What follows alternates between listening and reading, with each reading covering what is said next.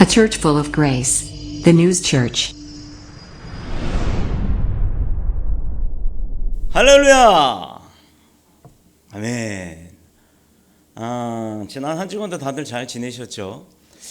비도 오고 또 덥기도 하고, 이제 우리나라도 언제부턴가 봄, 여름, 가을, 겨울 이 사계절이 뚜렷했었는데 스리슬쩍 봄과 가을이 없어지는 것 같은 느낌이 들어요. 겨울인가 싶더니 이제 봄이 오나 보다 새싹이 막 돋는 것 같더니 갑자기 여름이 돼버리는 것 같아요. 5월 달에 30도, 이건 말이 안 되는 그런 날씨가 우리나라에도 있습니다. 자, 기원전 605년경 다니엘을 불러라 라고 했던 이 제목을 가지고 우리 오늘 말씀을 나눌 텐데, 기원전 이야기예요. 주님이 오시기 전. 이 다니엘을 당시 세계의 중심에 서서 가장 세계에서 막강한 힘을 발휘하던 나라가 있었어요. 그 나라가 바로 바벨론이라고 하는 나라입니다. 이 바벨론이라고 하는 나라는 페르시아 위쪽 지역인데, 어마어마한, 지금으로 말하면 어느 지역이 되냐면 중동 가기 전에 이 북아시아 정도가 될 거예요. 이 최고의 권력을 누리던 바벨론이 느부갓네살이라고 하는 가장 막강한 힘을 갖고 있었던 이 왕이 이스라엘을 침공하게 됩니다. 사실 이스라엘은 대적이 될 수가 없었어요. 지금으로 말하면 러시아 맞죠? 소련이 아니고 러시아와 중국을 합친 정도의 크기의 나라가 우리나라보다도 조금 더 작죠. 이스라엘은 우리나라의 경상도를 합친 정도의 크기, 그거밖에 안 되는 그런 작은 이스라엘이라고 하는 나라를 공격을 합니다. 그러면 여러분 어떻겠어요? 그렇게 작은 나라가 무슨 힘이 있을 것이고 어떻게 그 막강한 바벨론을 이길 수 있겠어요? 당연히 점령되죠. 자, 그때 15살밖에 안 되던 다니엘이 포로로 붙잡혀서 바벨론으로 끌려가게 됩니다. 자, 그러나 그 15살짜리 다니엘은 지혜가 있었고 총명과 지능이 있었고 또 재능도 있었고, 그런 것들이 일반 15살짜리 아이들에 비해서, 아니 성인들에 비하기까지도 아주 월등하게 뛰어났어요. 그걸 느부갓네살 왕이 알게 됐습니다. 그래서 다니엘하고 그의 세 친구를 뽑아갖고 갈대아 사람들의 말을 배우게 하고 학문을 배우게 합니다. 그것은 뭐냐면 그 지역의 가장 점령지에 가장 뛰어난 인재들을 끌어다가 다 죽여버리는 게 아니라 그 인재들을 끌어다가 네 사람을 만드는 이 정책을 썼던 거예요. 어린아이부터 골라내서 내가 키워나가는 거예요. 그러면 이 아이들이 크고 나중에 성장했을 때 나에게 복수를 하는 게 아니라 나의 축복이 될 수 있는 그런 작전을 피우고, 그렇게 그 지역에 똑똑한 사람들을 끌어다가 자기의 신복을 만드는 겁니다. 자, 그래서 임금을 섬기는 박사급의 아주 수준 높은 사람들이 될 수 있도록 키워내는 거예요. 다니엘은 그 이스라엘 이름인 다니엘이란 이름을 아예 없애버리고 벨드사살이라고 하는 그 새로운 갈대아식 점령했던 이름을 우리나라도 왜 보면 일본이 한국을 점령하고 나서 한국 사람 이름을 춘자, 말자, 숙자, 미자 이런 우리나라 이름에 무슨 꼬라고 하잖아요. 예를 들어서 아침 조자에다가 아들 자자를 쓰는 조자, 명자, 이런 사람들에게 이름을 아사코, 히키코 이런 식으로 이름을 창씨 개명을 해서 이름을 다 바꾸게 했었잖아요. 그런 식으로 다니엘이라고는 원래 이름을 없애버리고 벨드사살이라고 하는 갈대아식 새로운 이름을 주었습니다. 원래는 이방 나라 점령을 당했던 포로된 신분이었지만, 이 다니엘은 그 뛰어난 학문과 지식 능력이 느부갓네살 또 다리오 왕 그 다음에 벨사살 왕, 이렇게 3대 왕을 걸쳐가며 섬길 때 대제국 바벨론의 권세와 영광을 그 다니엘은 다 누리는, 그야말로 어떻게 보면 행운 속에 행운이 온 그런 최고의 행운아로 살았던 거예요. 왕의 눈에 들어서 그 왕으로부터 인정을 받고 포로였지만 포로가 아니라 그 나라의 왕의 신복이 될 수 있을 정도로, 왕의 최측근이 될 수 있을 정도로 아주 신임을 받는 그런 행복한 존재로 살아가게 됩니다. 자, 친구 잘 만나야 된다는 얘기가 바로 여기서 나오는 거예요. 다니엘을 잘 만난 그 세 친구는요, 이렇게 다니엘처럼 아주 행복한 삶을 살아요. 귀한 인재들을 불러 모으고 또 전 세계 최고로 비싼 보물들은 점령할 때마다 다 끌어들이기 시작했어요. 누가? 그 느부갓네살이라고 하는, 나이 4살이 아니에요. 느부갓네살이라고 하는 왕은 점령하는 곳에서 모든 그 전유물을 다 끌어 모으기 시작했습니다.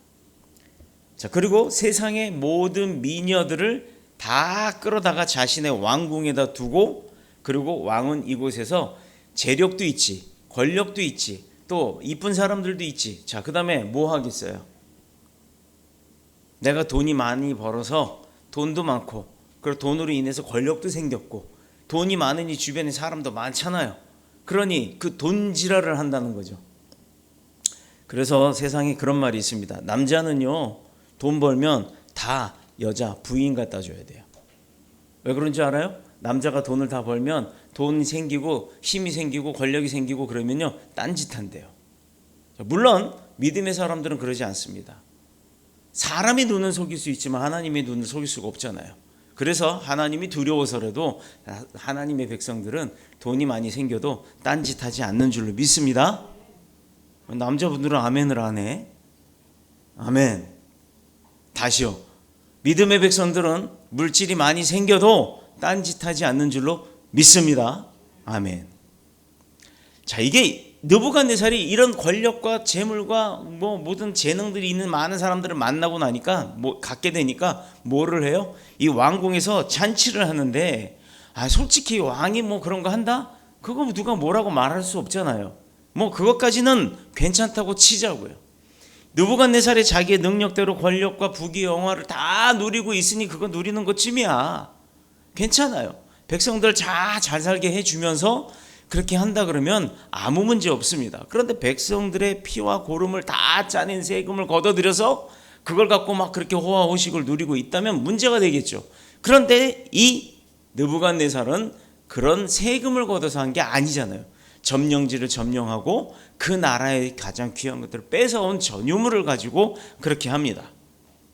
자, 그런데요, 모든 인생이 어떤 인생이든지 간에 죄 가운데 태어나서 죄로 인해서 죄 가운데서 살고 또 죄를 행함에 있어서 어찌 최고의 권력을 가진 이 느부갓네살이라고 하는 왕인조차도 그 죄에서 벗어날 수 있었을까? 없겠죠, 당연히. 사람이니까. 이런 최고의 권력자도 죄를 짓기 시작했던 게 있었습니다. 뭐 호화호식 누리는 거요? 그거 능력되니까 그렇게 먹고 사는 거 맞는 겁니다. 아니 뭐 돈이면 다 되냐고요? 돈이면 다 돼요. 요즘 세상은요, 돈으로 다 됩니다. 웬만해선. 돈 없는 사람이 그런 소리 하는 거예요. 돈이 최고가 아니다라고. 돈 가져보세요. 돈 최고예요. 돈이 있으면 내가 행복하게 살 수 있고 편안하게 살 수 있습니다. 그리고 또 어려운 사람들을 베풀며 선하게 이렇게 도우면서 살 수도 있는 거예요. 근데 돈 없는 사람들 그렇게 할 수 있나요? 쉽지 않아요. 물론 돈 없는 사람들도 나 안 먹어가면서 그렇게 남을 위해서 사는 사람들도 있어요. 그러나 그건 특별히 몇몇 사람이 하는 거고, 대다수의 사람들은요, 나 먹기 바쁘지 빚 갚기 바쁘지 남 돌아볼 시간이 없는 거예요. 그래서 돈은 많이 갖는 게 나쁘지 않다는 겁니다. 그걸로 나쁜 짓을 하니까 문제인 거죠. 자, 저는 물질 만능주의자 아니에요. 그러나 돈은 필요한 만큼 내가 많이 갖고 있는 게 나쁘지 않다라는 겁니다. 어찌 최고 권력자라고 해서 그 많은 재물을 가지고 자기가 쓰는 게 그게 나쁘다고 하겠어요. 그러나 그가 죄를 짓는 것은 뭐였냐면 하나님을 모욕하는 형태로 그 모습이 드러났기 때문이에요. 자, 어떻게 그러면 이 느부갓네살 왕이 전쟁에서 이기고 승리자고 그 나라 바벨론의 왕국에서는 최고로 치는 왕인데 그 왕이 그렇게 나라를 부강하게 만들고 전 세계를 정복하다시피 했을 때 그 바벨론 국민들은 느부갓네살 왕은 최고의 왕이란 말이에요. 그 왕이 좀 누리고 베풀고 뭐 그가 막 먹고 마시고 하면서 쓰는 게 뭐가 문제가 되겠냐라고 생각을 할 겁니다. 그러나 이스라엘 백성은 점령 국가니까 나를 공격해서 내 나라를 뺏어갔으니까 나쁜 놈 할 수 있겠죠. 근데 그런 관점에서의 나쁜 놈이 아니고 그런 관점에서의 죄를 지은 게 아니라 그 느부갓네살이 자기가 누릴 수 있는 그 호화로운 삶 속에서 죄를 졌다라는 거예요. 무슨 죄를 졌느냐? 하나님을 모욕했다라고 하는 거죠. 자, 여기서 가장 중요한 얘기가 나옵니다. 여러분들이 교회에서 믿음 생활을 하면서 실수하는 부분들을 오늘 꼭 말씀드릴 거예요. 내가 아무리 열심히 교회를 섬기고 하나님을 믿고 예수님을 따르고 성령님의 도우심을 받아서 세상에 나가서 선포하면서 사는데도 자꾸 일이 꼬이는 이유 중에 하나가 있어요. 하나님과의 관계에서 내가 죄 지은 부분들을 내가 판단치 못해서 내가 깨닫지 못해서 알지 못하고 짓는 죄들이 있다라는 겁니다. 이게 바로 오늘 느부갓네살이 지은 죄예요. 그래서 어떤 형태의 처벌을 받는지 하나님으로부터 어떤 형태의 어려움을 받게 되는지를 오늘 배울 겁니다. 자, 이미 저는 얘기를 했어요. 느부갓네살 왕이 점령지에서 이스라엘을 점령하고 많은 수확물들을 거둬들였잖아요. 그런데 우리가 다니엘서를 잘 읽어보면 오늘 본문보다는 윗절에 쭉 나옵니다. 느부갓네살이 어떻게 하나님을 모욕했느냐. 자, 그날도 벨사살 임금은요, 선조 느부갓네살이 예루살렘을 정복할 때 성전에서 빼앗은 금, 은의 잔과 그릇들, 이런 거 있잖아요. 왜 이런 거? 성전에 쓰던 성물, 그리고 또 우리가 성전에서 예배 드릴 때 그때 당시 예배 드릴 때 막 재물을 담는 그릇 이런 게 금과 은으로 만들었던 거예요. 우리는 다 스텐이지만 누가 나중에 우리 교회도요 하나님 앞에 진짜 물질 많이 축복 받으셔가지고요 그거 헌물 좀 하세요. 우리 성찬식 할 때 쓰는 제기 있잖아요. 제기 그게 우리는 스텐이에요. 금 도금 말고 금으로 된 게 있어요. 뭐 전체 금으로 만들 수는 없겠죠. 무거워서 들고 다니지도 못할 겁니다. 뚜껑에 십자가만이라도 금으로 된 거를 누가 헌물 좀 해보세요. 이렇게 성전에서는 그때 당시 금과 은으로 된 많은 잔들로 그 예배를 드렸었는데 그걸 다 전리품으로 뺏어왔습니다. 그러면 예배에 쓰던 도구는 뭐예요? 성물이죠. 하나님의 거예요. 귀한 거예요. 성스러운 물건입니다. 그런데 그걸 아주 하찮게 여겼어요. 교회 안에 의자, 집기, 또 모든 이런 조명, 에어컨, 또 뭐 형광등, 악기 그것뿐입니까? 심지어 저기 있는 생수나 뭐 이런 물까지도 다 교회 안에서 제공되는 모든 것들은 예배를 돕는 도구들이에요. 그러면 그건 다 뭐죠? 성물입니다.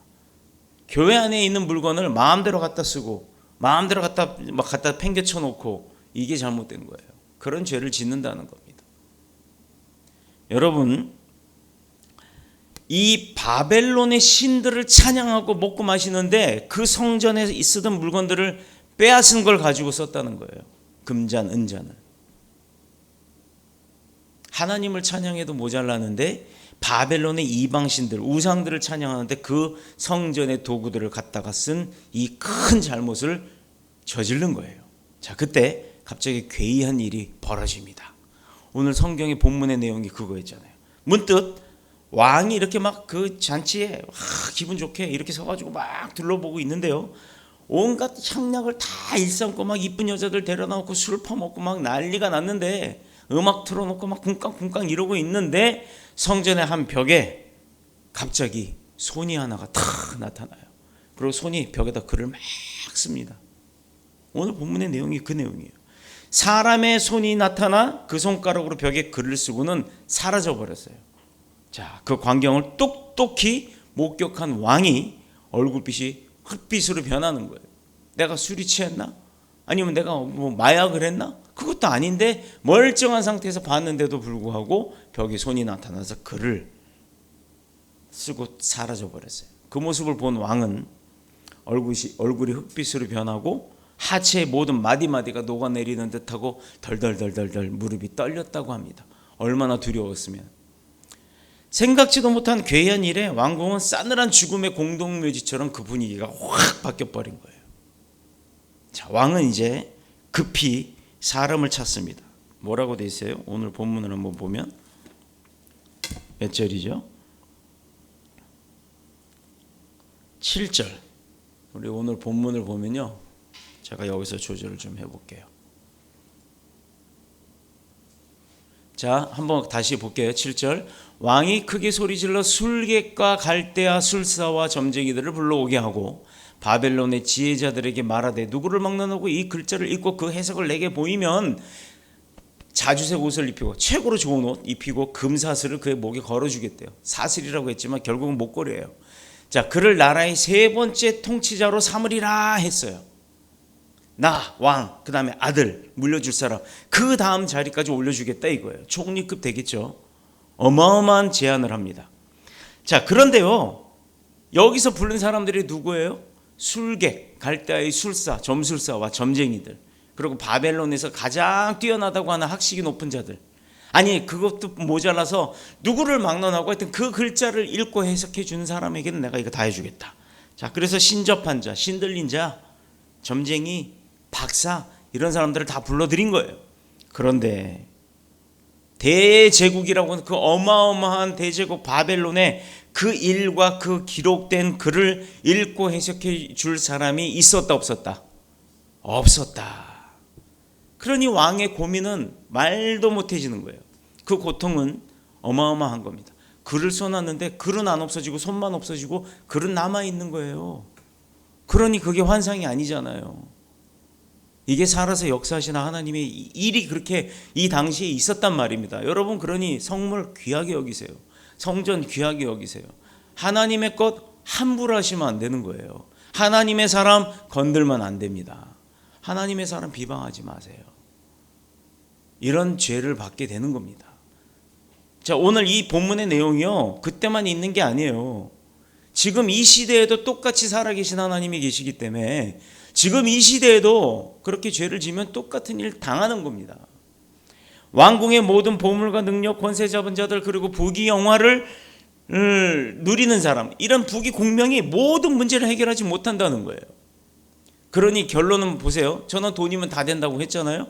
그런데 그 돈으로도 다 해결할 수 없는 부분은 분명히 있다라는 겁니다. 그러나 우리가 사는 인간 세상사에서 돈이 없는 거하고 있는 거하고는 차이가 있다는 얘기를 한 거지, 돈이 최고다라는 얘기한 게 아니에요. 새겨 들으시길 바랍니다. 아니, 지금 다 자기들이 내 자신이 당면한 문제가 뭔지도 모르고 있는데 종교도 권력도 지식도 왕의 문제를 해결하지 못한다는 거예요. 이날 그렇게 똑똑한 사람들 다 불러들였지만 해결 못했잖아요. 자, 그 결과 세계를 제패했던 패권 국가였던 이 바벨론 전체에는, 나 종이컵 하나만 주세요, 엄청난 두려움과 공포 속에서 떨 수밖에 없었던 거예요. 아니, 왕이, 그렇게 큰 나라의 왕이, 대제국의 왕이 그 글자 몇 개 써져 있는 것 때문에 난리가 난 거예요. 왕이 덜덜덜 떨고 있으니 그 신하들이나 백성들은 어떻겠습니까? 왕의 고민, 고통, 이게 어디서부터 시작이 됐고 어디로부터 왔나요? 바로 하나님을 알지 못하면서부터 오기 시작한 거예요. 자, 그러니 여러분, 여기 답 나오죠. 내 주변의 형제자매, 내 친구, 내 애인, 내 와이프, 내 남편, 내 자녀들이 하나님 알지 못하고 짓는 죄가 있을 때 이 똑같은 상황에 빠질 수 있다라는 거예요. 얼마나 두려운 겁니까?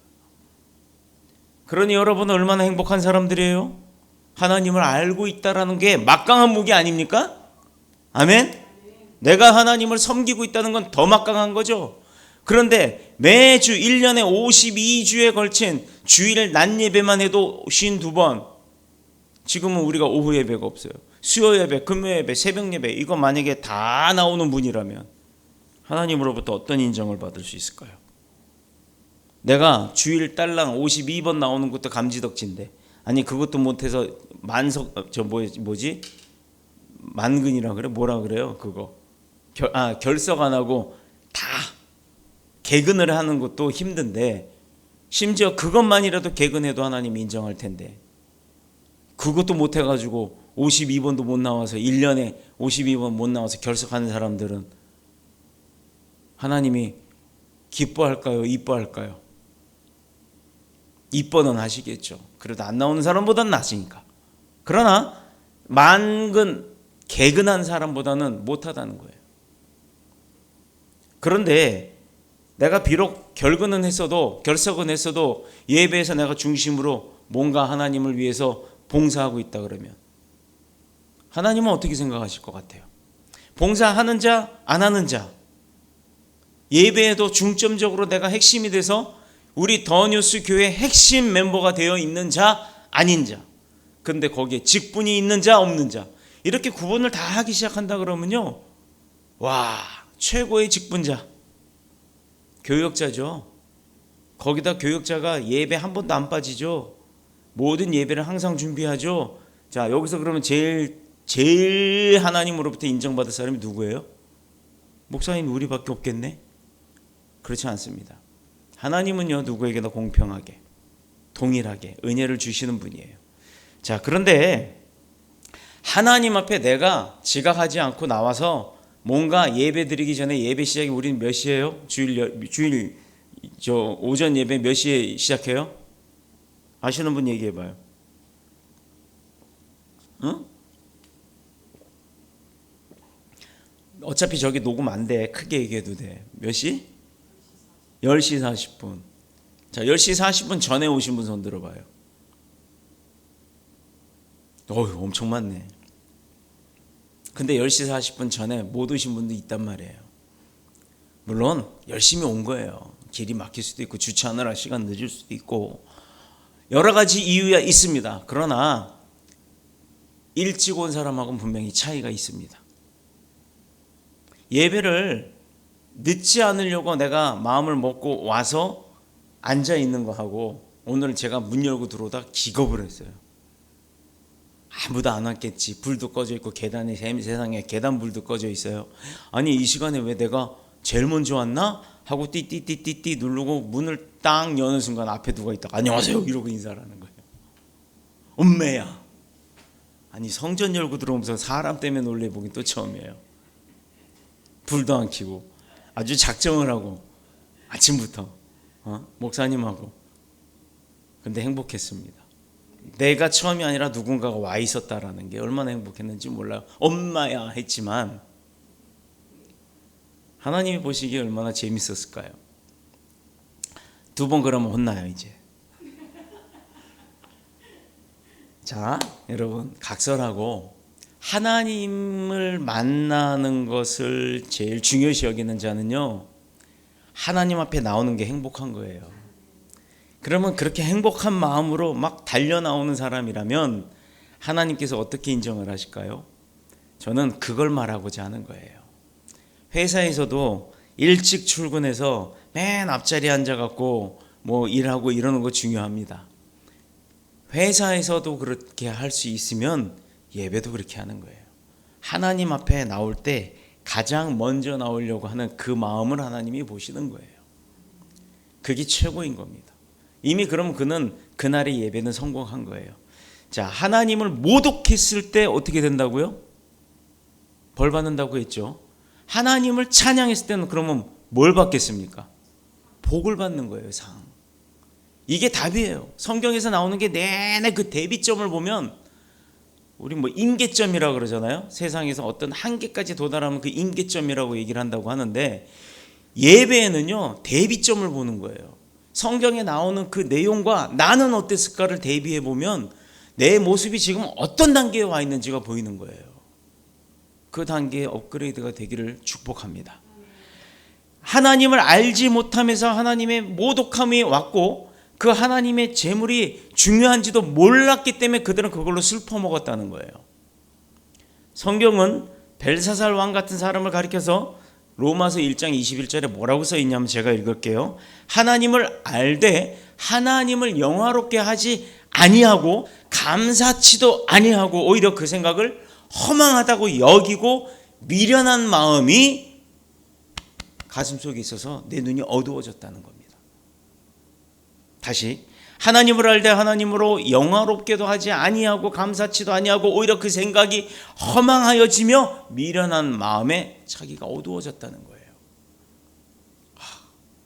세상의 즐거운 잔치에, 행복한 잔치에 갑자기 이상한 손이 나타나갖고 벽에다 글을 탁 쓰고 하는데 대통령 그게 무슨 글자인지를 모르겠는 거야. 영어도 일본어도 한국어도 중국어도 아니라는 거예요. 아랍어도 아니에요. 그러니 그가 온 그 점령했던 각각의 나라 사람들을, 박사들을 불러다가 알아 뭐냐라고 했는데 아무도 모르는 거예요. 얼마나 답답하겠어요. 글은 남아있고 손은 없어졌는데 대체 그 손은 누구며 그 손은 뭐며 그 글은 대체 무슨 내용이냐 알 수가 없는 거예요. 얼마나 답답하겠어요. 그리고 두렵기까지. 벨사살 왕과 더불어 그 시대를 향한 하나님의 계시 그리고 하나님의 심판이 바로 그 글자로 쓰여졌던 겁니다. 얼마나 무섭겠어요. 그럼에도 본인들 그 내용이 알 수가 없으니까 답답하죠. 공포스럽기까지 했을 겁니다. 인생은 저 자기 죽을 줄도 모르면서 하나님의 그 죄에 대한 심판이 두렵고 무서운 거라는 걸 알지 못하고 사는 사람들은요, 겁이 안 나겠죠. 그러나 심판은 분명히 닥쳐오고 있다는 거예요. 내가 모르는 상황에 누군가가 나를 체포하러 온다는 거예요. 내가 죄 짓는지도 모르고 살았는데 내가 사람을 찔러 죽였어요. 그런데 그 사람이 죽었어. 나한테 까불었기 때문에 내가 힘으로 눌렀어요. 자, 원시 시대는 그게 통하죠. 근데 원시 시대 원시인이 그렇게 지금 이 시대에 와서 원시인의 머리로 살 때 사람 내가 마음에 안 든다고 찔러 죽이고 나면 경찰들이 와서 검사하고 나서 누가 죽였는지 알면 체포하러 오지 않습니까? 근데 내가 죽인 것 자체가 잘못인지 모르고 산다면, 그렇게 무식하게 산다 그러면 난 죄 진 게 없잖아요. 그래서 난 떳떳하게 걸어가고 있는데 경찰들이 와서 체포할 거예요. 왜? 너는 사람을 죽이는 죄를 졌으니까. 그게 왜? 제가 나한테 까불어서 죽였을 뿐인데 사람 죽이면 안 되는 법 몰라? 몰랐는데? 몰랐으니까 죄 아니잖아. 나 풀어줘 라고 하지만 법은 어떻게 해요? 넌 죄를 졌어. 네가 몰랐던 거지 라고 해놓고 감옥에 가두거나 형벌을 죽여서 사형을 처하거나 하지 않습니까? 하나님의 법에 의해서 하나님을 모독하게 되는 것, 하나님을 알지 못했을 때 질 수 있는 죄라는 거예요. 능히. 하나님이 어디 있어 이런 사람들. 하나님이 어디냐? 나를 믿어라, 내 주먹을 믿어라, 이런 거. 하나님이 왜 없어요? 하나님이 있는 증거가 얼마나 많은데. 하나님이 없다는 증거를 대보세요라고 하면 그들은 그냥 막연하게 없어, 어디 그런 게 있어, 보이지 않잖아, 없잖아, 느껴지지 않잖아. 하지만 믿음 갖고 있는 사람들이 안 보여요? 안 느껴져요? 하나님이 살아서 역사하시는 게 안 보입니까? 다 보이잖아요. 그럼 그 사람들은 뭐냐고요? 그랬더니 하는 말, 그 사람들은 목사한테 가스라이팅 당해서 세뇌당한 거래. 그럼 전 세계에 그렇게 많은 사람들이 세뇌를 당합니까? 똑바로 정신 차리고 사세요. 하나님 없다고 하는 사람들. 가끔 인터넷 댓글에다가 이상한 글 올리는 사람들, 아예 그래서 댓글 차단해 버렸어요. 분명히 보고 있을 겁니다. 인생은 자기 죽을 줄도 모르고 하나님의 죄에 대한 심판의 무서움도 알지 못하는 거예요. 모르니까. 자, 모르면 다가 아니란 얘기예요. 이것이 인생으로서 가질 수 있는 한계고 연약함입니다. 자, 왕궁 전체가 두려움과 공포에 휩싸여서 전전긍긍하고 있을 때, 그때 왕의 고통을 들은 누가 나타났다? 누가 나타났다고 돼 있어요. 우리 오늘 성경 본문에 읽을 때 그래서 빨리 읽을 거 없어요. 10절. 왕비가 왕과 그 귀족들의 말로 말미암아 잔치하는 궁에 들어왔더니 이에 말하여 이르되 왕이여 만수무강하옵소서 하고 왔어. 인사하러 왔어. 근데 왕의 얼굴이 난리가 아니야.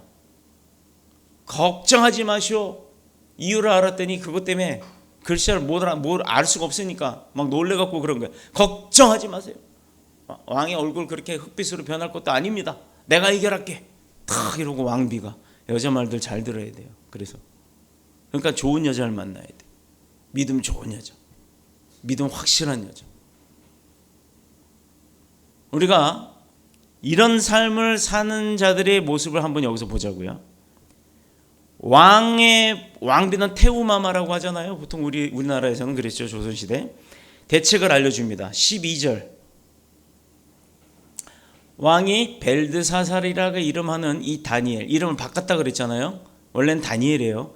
다니엘이 마음이 민첩하고 지식과 총명이 있어 능히 꿈을 해석하며 은밀한 말을 밝히며 의문을 풀 수 있었나이다. 이제 다니엘을 부르소서 하고 왕비가 왕한테 이야기를 합니다. 다니엘을 불러. 다니엘을 부르면 걔가 할 거야. 왕비가 아는 거예요. 자, 태후가 말하는 이 다니엘은 어떤 사람이냐? 11절에 보면 명철과 이 왕의 나라에 거룩한 신들이 영이 있는 사람들이 있으니 곧 왕의 부친의 때에 있었던 자. 그러니까 지금 벨사살 왕의 아버지 느부갓네살 때부터 있었던 거예요. 느부갓네살 때부터 있었던 이 다니엘이 지금 이제 15살이 아니라 어른이라는 얘기죠. 명철과 총명과 지혜가 신들의 지혜와 같은 자니이다. 하나님처럼 똑똑하다는 거예요. 뭐야, 접신한 사람이야? 무당이야? 아니죠. 하나님의 지혜를 받은 자예요. 은총을 받은 자. 자, 왕의 부친 느부갓네살 왕이 그를 세워가지고 누구를 세워? 다니엘을 세워서 박수와 술객과 갈대와 술사의 점쟁이들의 어른을 삼았다는 거예요. 무슨 얘기냐면 다니엘로부터 점술사 또 무당 또 박사 이렇게 그 갈대아에 살았던 사람들을 가리킬 수 있을 정도의 스승으로 삼았다는 얘기예요. 니들 다니엘한테 배워라고 느부갓네살 왕이 그 많은 지식인들에게 점술사들에게 마술사들에게 다니엘을 본받아라고 했을 정도였다 이 말이에요. 그러니까 아버지였던 느부갓네살 왕이 인정한 사람이란 얘기예요. 다니엘을 똑똑하다고. 그걸 태후가 알았던 겁니다. 왕비가. 그래서 그를 부르라고 했던 거예요. 자, 뭐가 있다고 12절 다시 한번 읽어볼게요. 마음이 민첩하고 지식과 총명이 있어 능히 꿈을 해석하며 은밀한 말을 밝히며 의문을 풀 수 있었다라고 돼 있죠. 왕도 몰랐던 인재가 있었네. 아버지가 썼던 인재가 아들 왕이 벨사살 왕이 몰랐던 거예요. 근데 그 왕비가 체크해갖고 끄집어냅니다.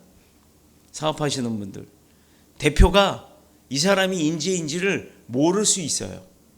그 인재는 숨었다 어느 순간 팍 하고 대기만성형으로 팍 매출을 올려가지고 대표가 얘 뭐야? 어디서 이런 애가 갑자기 나타났어? 알고 봤더니 밑바닥에서부터 막 다 배우고 일하기 시작해서 진짜 어렵게 이렇게 헤드 수준까지 올라왔던 사람이라면요, 어떤 대표도요 딱 끌어다 옆에 놓는 거예요. 그런 사람들이 실력자예요. 지금 내가 매출 없고 실력 없고 그렇다고 해서 그 사람이 실력이 없는 게 아니잖아요. 지금부터 쌓아가는 거예요. 그러니 용기 잃지 마세요. 하나님도 그렇게 만드세요. 우리에게 기도의 분량 채워가면서 성장하게 하지 처음부터 목사 만듭니까? 아니에요. 저 목사 되기까지요, 장장 공부하는 데만 9년 넘게 걸렸어요. 왜 9년이 걸렸느냐? 물론 시간이 오래 걸려요. 안 하려고 뺀질뺀질거리고 학교 갔다가도 핑계대고 안 한다고 나오고 학교 가다 휴학해놓고 막 이러고 딴짓거리하고, 심지어 대학 다니면서 뭐라고요? 신학하면서 그거 중지해놓고 갑자기 방통대 일본어학과 집어넣고 일본어 배운다고. 왜? 선교 가려면 일본어 해야 된다고. 이래가면서 일본어학과 딱 들어갔는데 일본어학과가 아니라 일본학과입니다. 일본을 배우는 거지 일본어를 배우는 게 아니에요. 중간에 한 부분에 일본어 과정이 있을 뿐이에요. 자, 이런 데 가가지고 머리 뒤밀고 있으니 내가 이거 해야 되니까 신앙 못해라고 핑계거리밖에 안 됐던 거예요. 근데 결국은 하나님 어떻게 하셨어요? 신학을 마치게 하셨죠. 그 과정에는 우리 안 목사님이 잘할 거예요. 엄청난 고통이 있었습니다. 집에 쌀 떨어질 때까지 하나님은 어떻게 해요? 다 부셔버립니다. 다 부셔버립니다. 심지어 10년 넘은 그 타고 다니는 소나타까지도 부셔져요. 어떻게 부서지냐? 붕 하고 갔다가 갑자기 빵 하고 소리가 나요. 본네트가 덜컥 열려요. 그 뭔지 아세요? 엔진이 막 터져요. 그래도 타고 다녔어요. 왜? 돈이 없으니까. 그거라도 있어야 타고 다니니까. 뚜껑 다시 닫고 갑니다. 붕 빵! 이거 LPG 차 타시는 분들은 알 거예요. 오래된 차들이 역화한다 그러죠.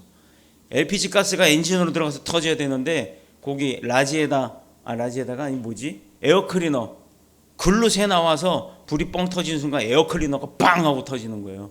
에어클리너 통이. 그 필터가 벌컥거리니까 나중에 그 쇠로 갖다 묶어요. 철사 같은 걸로. 그런데도 빵 그럴 때마다 본네트가 덜컥덜컥거려요. 나중에는 진짜 지나가는 임산부들 놀랄까 봐 미안해서 못 하겠더라고요. 그렇게까지도 살아봤습니다. 그러면서도 내 고집이 얼마나 셌는지 안 하려고 했어요. 하나님은 알긴 알았지만 건성으로 알았던 거예요. 하나님의 능력이 있다는 거 알진 알았지만 내 체험을 못했으니까, 내가 못 느꼈으니까 에이 그냥 하나님이 계시지, 난 부적 삼아 그렇게 믿고 살았던 사람이 접니다.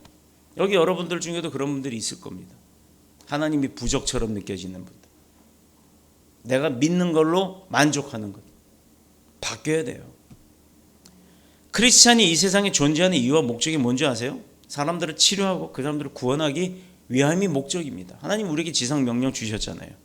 세상에서 줄 수 없는 영원한 생명, 참 기쁨을 주기 위함이에요.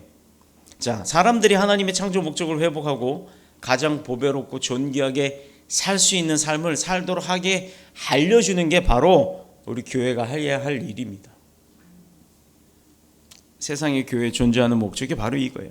누구든지 주의 이름을 부르는 자는 고통과 저주와 죽음에서 구원을 받을 수 있다라는 거예요. 그러므로 우리는 우리를 부르는 곳에 가서 그리스도를 소개하는 게 전도예요. 또 선교예요. 우리 교회가 목회자가 돈 번다고 하니까 이상한 소리들 하는 분들이 있대요. 우리 교회는 아니고, 우리 교회도 같이 동참해서 같이 버는 목적이 뭐예요? 우리 이제 배 집사님 돈 벌어서 뭐 할 거예요? 제일 첫 번째 목적이 뭐예요?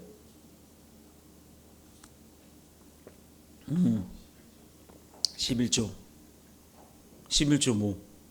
얼마? 11조 1,000만 원이 목적이래요. 11조 1,000만 원 하려면 얼마 벌어야 돼요? 얼마 벌어야 돼요? 한 달에? 월 억을 벌어야 된다는 얘기죠. 여러분 한 달에 1억씩 벌 수 있는 사람이 있어요? 몇 명이나 될 것 같아요? 대형 교회 가서도 한 달에 1억 버는 사람 몇 명이나 있을 것 같아요? 자, 우리 교회는 수두룩합니다. 아멘? 아멘.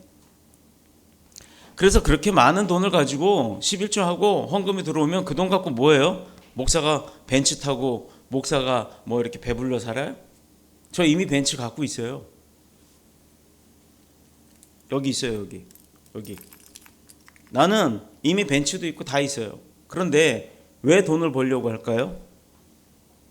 내가 가야 할 그 하나님이 가라고 했던 동서남북 가라고 했던 우리 교회 이름처럼 더 뉴스처럼 NEWS 동서남북 뒤섞어서 가야 되는 그 선교지에는요 벤츠가 없어요. 심지어 예배당도 없어요. 막 그 양은 철판 해놓고 기둥 세워놓고 그 밑에 앉아갖고, 어떤 때는 그게 원래는 소외양간이에요. 외양간 치우고 주일날 바닥에 비닐 깔고 앉아가지고 먼지 풀풀 나는 데서 그렇게 하나님 찬양하고 예배 드려요. 그런데 갔다 오고 나면요 내가 돈 벌어야 될 이유가 있는 겁니다. 성도들이 돈 벌어서 헌금 많이 하면 좋죠. 그런데 요즘에 누가 그렇게 헌금들을 해요? 그리고 우리 교회는 그렇게 헌금할 사람들이 많지도 않아요. 여러분들에게 복음이 전해주고 선교지에 같이 가서 본인들이 본 눈 보고 하나님의 은혜를 체험하면 본인들 헌금하겠죠. 근데 저는 그거 강요 안 해요. 하나님 거지 아닙니다. 그래서 저에게도 사업을 할 수 있게끔 계기를 주셨고 그 사업을 통해서 많은 물질을 거둘 수 있도록 하나님이 돕고 계세요. 그래서 그 일을 통해서 벌어들이는 수입이 저는요 저 먹고 살 거 있으니까 다 하나님을 위해서 쓸 겁니다. 또 이 얘기 딱 나가면요 죄다 그냥 선교비 달라고 몰려올라. 지금 없어요. 지금은 없다고요. 나중에 와도 저 컨택 아무나 하지 않아요. 본인도 일을 하는 사람에게 줄 거예요. 어떤 일인지는 더 잘하실 겁니다. 일 안 하는 선교사한테는 안 줘요. 일하는 선교사한테는 분명히 지원합니다. 교회를 짓든 학교를 짓든 분명히 필요한 만큼 하나님이 주라는 만큼 줄 거예요. 저는 그래서 많은 물질이 필요합니다. 뭐 생색 내려고 먹지도 못하는 비소 섞인 우물 파느라고 몇 천만 원씩 드리는 거 저 그런 거 안 해요. 가보니까 우물 파놓긴 했어도 먹지도 않고 쓰지도 않아요. 그런 우물 뭐 하려고 팝니까? 그런 거 뭐 실적이라고 알릴 필요 있겠어요? 현장에 가보시면 알아요. 가봐야 하는 겁니다. 말라위 같은 데 가보세요. 거기 정수기 하나만 갖다가 세게 해줘도 얼마나 행복할지 몰라요. 조금 먼 거리에서 애들이 반나절을 걸어와서 물통 하나 이고 또 반나절을 걸어가면 하루예요, 하루. 그 구정물 먹으려고. 그런 거 한번 보세요. 눈 뒤집어집니다. 대한민국이 살면서 감사한 줄 아십시오. 얼마나 행복한 나라인데요. 나라가 어떻고 대통령이 어떻고 그런 소리들 하지 마시고 내 삶에 만족하고 내 삶보다 못한 사람들을 위해서 내가 뭘 할 수 있는지를 한번 생각해 보라고요. 예수님을 영접하는 일에 우린 그래서 최선을 다해야 돼요. 나만 장군 보세요. 얼마나 멋진 장군이었어요. 그러나 그 갑옷 속에 그 말 타고 병사들을 거느리고 가는 그 장군의 모습 속에 그는 어떤 고통을 가지고 있었습니까? 나아만 얼마나 간절했으면 이름이 나아만이에요. 빨리 내가 나아만 봐 아주 내가 완전히 내가 싹 다 내 몸이 나아만 봐 아주 그냥 내가 하나님 앞에 충성할 거야. 내 이 장군의 모습으로 그 권력으로 하나님 섬길 거야 라고 그 얼마나 그 마음이 간절했으면 사람 이름이 나아만이에요. 나아만. 그렇게 권세로 위험을 부렸지만 그 갑옷 안에는 썩어 문드러지는 문둥병의 고통이 있었잖아요. 아무한테도 말 못하는. 나만 장군 어떻게 고쳤어요? 믿음으로 고쳤잖아요. 응? 세상은 고통 가운데서도 우리를 부르고 있어요. 그 고통을 우리에게 넘겨주려고 세상은 재밌는 것, 뭐 향락적인 것, 아주 내가 유혹 받을 만한 것 가지고 그냥 살살살살 꼬십니다. 이쁜 여자가 갑자기 나한테 와가지고 막 꼬리치고 막 이래봐요. 그거 좋아요? 지혜 있는 사람 정도 수준이 딱 되면 이 여자 뭐지? 왜 나한테 이러지? 뭘 원하는 거지? 벌써 딱 촉이 옵니다. 그래서 멀리하게 돼요. 어떤 여자가 멀쩡하게 생긴 사람이 나한테 와가지고 꼬리를 왜 치겠어요? 다니엘이 어떤 사람이었어요? 왕명에 의해서 벨사살과 수많은 귀인들 앞에 서서 벽에 쓰인 글을 이제 해석을 합니다. 자, 요것만 얘기하고 끝낼게요. 술사, 술객, 박사들이 읽지도 해석하지도 못했던 그 글 다니엘은 딱 보더니 딱 풉니다. 자, 뭔 내용인 줄 아세요? 다니엘서 1장 17절에 보면요. 다니엘에게는 추가로 모든 환상과 꿈을 깨달아 아는 능력을 주셨다라는 내용이 나와요.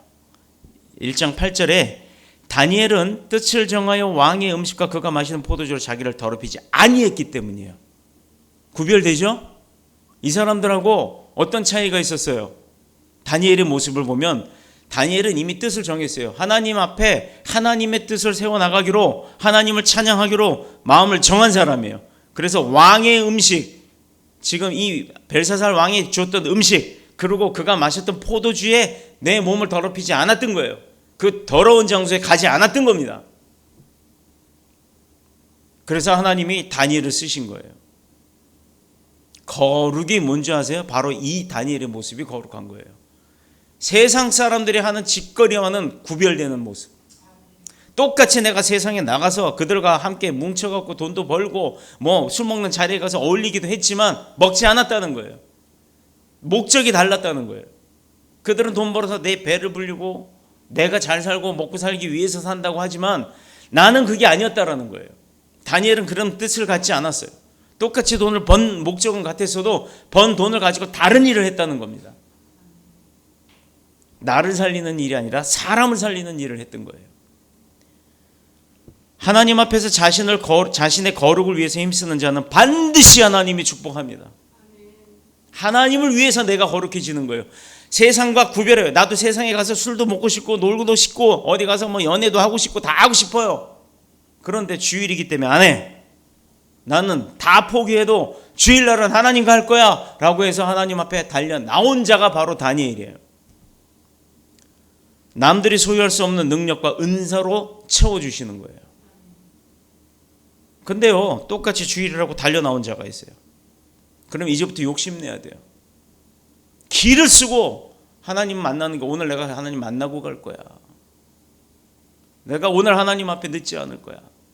내가 오늘 하나님 앞에 분명히 뭔가 하나를 해드릴 거야. 어느 회사는 막 골든벨 울린 사가 있어요. 우리 교회도 골든벨 하나 만들어 놓을까 봐. 여기다 종 하나 달아놓고 땡 칠까 봐. 그럼 그가 그날 점심 쏘는 거예요. 네? 한번 해볼까요? 몇 명이나 골든벨을 칠란지.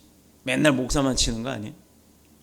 하나님이 사용하는 일꾼은 비싸고 보기 좋은 그릇이 아니에요. 하나님이 쓰시는 그릇은 금그릇, 은그릇도 아닙니다. 그냥 놋그릇, 사기그릇, 플라스틱 그릇, 아니 심지어 바가지라 할지라도 깨끗한 걸 쓰시는 거예요. 더러운 그릇 안 써요. 여러분 여기다가 아무리 금으로 된 금잔인데 똥이 묻었는데 여기다 물 담아갖고 먹으라 그러면 여러분 드시겠어요? 금이면 먹고 내가 금잔 준다 그러면 먹는 자에게 준다 그러면 아마 먹을지도 모르겠는데 금이니까. 그러나 하나님은요 그렇지 않다는 거예요. 그런 걸로 유혹하지 않습니다. 하나님은 준비된 깨끗한 그릇을 쓰시는 줄로 믿습니다. 오죽하면 토기장이라는 얘기가 나와요. 하나님이 직접 빚어서 쓰신다고. 하나님이 우리를 빚으셨잖아요. 그러니 우리가 우리 그릇을 깨끗이 닦는 중요성이 있다는 겁니다. 믿으시길 축복합니다.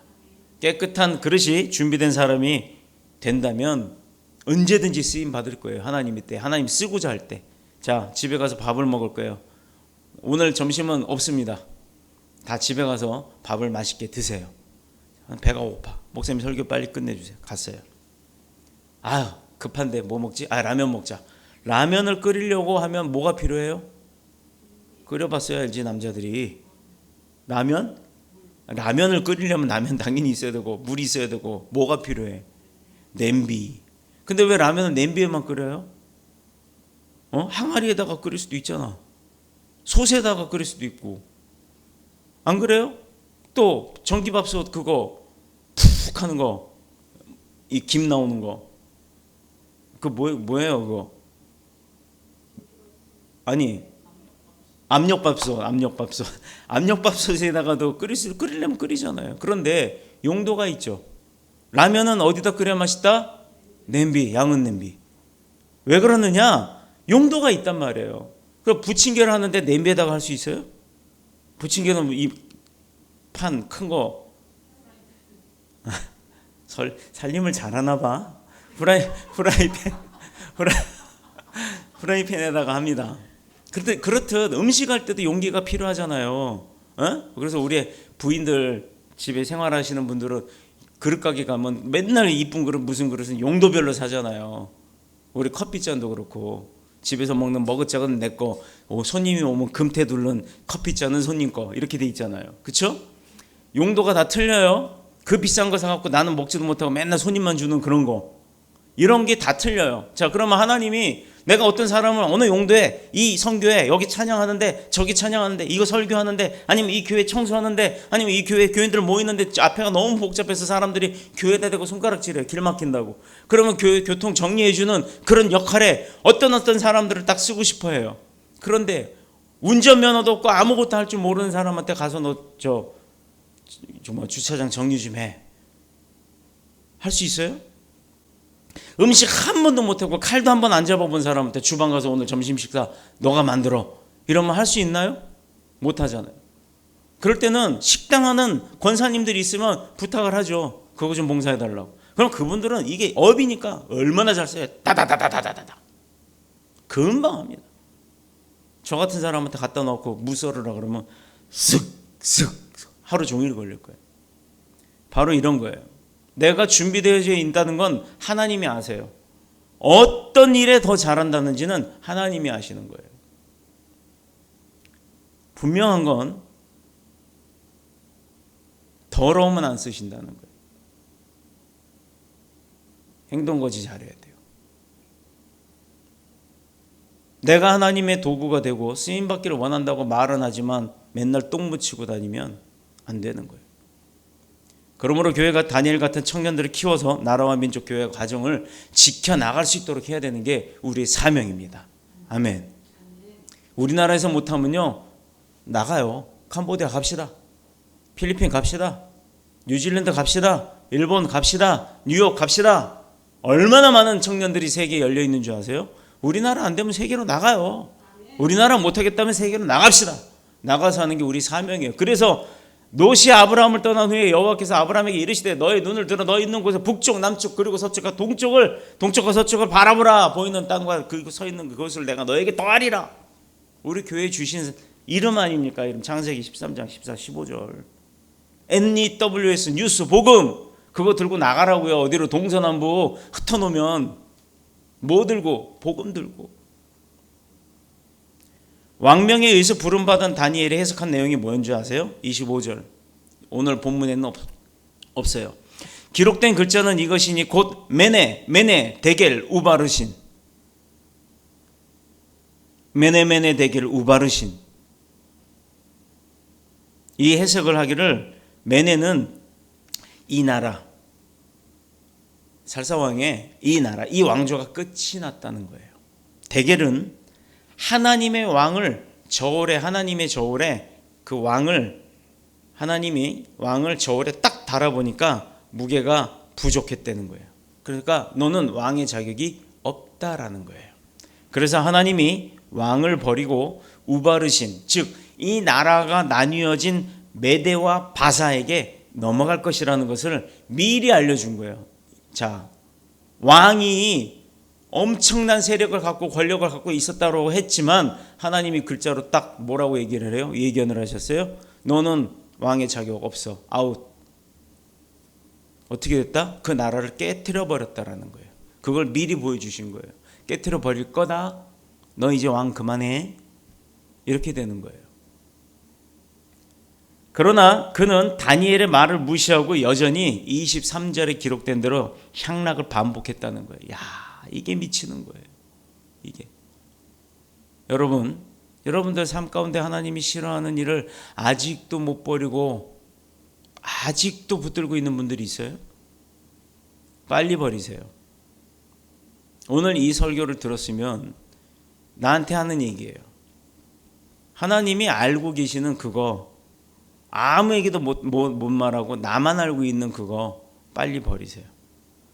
이렇게 하나님을 모독하는 일을 멈추지 않았기 때문에 그날 밤 더두들도 아니에요. 그날 해석한 그날 밤 메대 사람인 다리오 장군에게 죽임을 당합니다.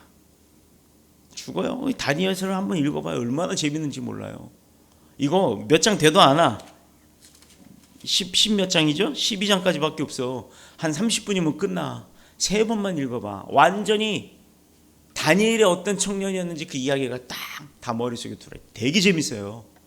성경 중에 이것처럼 재밌는 거 없어요. 막 사자굴에도 던져지고 뭐 풀무불에도 던져졌는데 안 타. 야, 불 속에 던져졌는데 안 타요. 하나도 안 타. 불이 얼마나 뜨거운 불이면 파란 불이야. 빨간 불이 아니고. 그 풀무불 파란 불에 던져졌는데 안 타. 야, 사자굴에 던졌는데 사자가 안 먹어. 왜? 똥 묻어서? 사자들의 이런 맹수들은요 뭐부터 먹는 줄 알아요? 여러분? 밀림의 왕국을 한번 봐봐요. 동물을 잡으면 목덜미를 잡아서 죽여. 부러뜨려 죽여. 이빨이 힘이 세니까. 죽고 나면 뒤집어. 그리고 어디서부터 뜯어먹냐면 배때기 제일 약한 부분부터 뜯어먹어요. 그럼 뭐가 나와? 창자가 대장이 나오죠. 그러면 얘들 참 희한해. 창자에 뭐 들었어요? 창자에 뭐 들었어? 똥 들었어. 똥. 탁 이로 물고 창자만 빨아먹어. 똥은 다 흘려버려. 동물도 그래요. 근데 여러분 막창집, 대창집, 소창집 가서 그거 좋다고 먹는 분들이 있죠? 응? 그 곱 나온다 그러고 좋다고 그러고 맛있다고 먹는 거 있죠? 그 똥 먹는 거예요. 소똥. 소똥 씻어내고 난 나머지 융털 안에 들어있는 그 소똥의 액기스 빼먹는 거예요. 그 지방분. 맛있다고 먹어요. 근데 그렇게 먹어야 될 사자가 안 먹어. 먹지를 않아. 배때기가 불렀나? 아니요. 며칠을 굶긴 사자인데도 안 먹어. 왜 안 먹었겠어요? 하나님의 사자니까. 하나님의 백성이니까 내가 저거 먹었다가 하나님 앞에 나 죽는. 이거 동물들도 아는데 사람이 모르면 이거 바보지. 다니엘서 읽어보세요. 하나님은 바벨론 왕만 저를 달아보시는 게 아니라 이 세상의 모든 저와 여러분도 다 달아보고 계시다는 거예요. 너 남편으로서 자격 미달하지 마. 너 아내로서 자격 미달하지 마. 너 백성으로서 네가 뭐 집사로서 권사로서 장로로서 너 하지 마.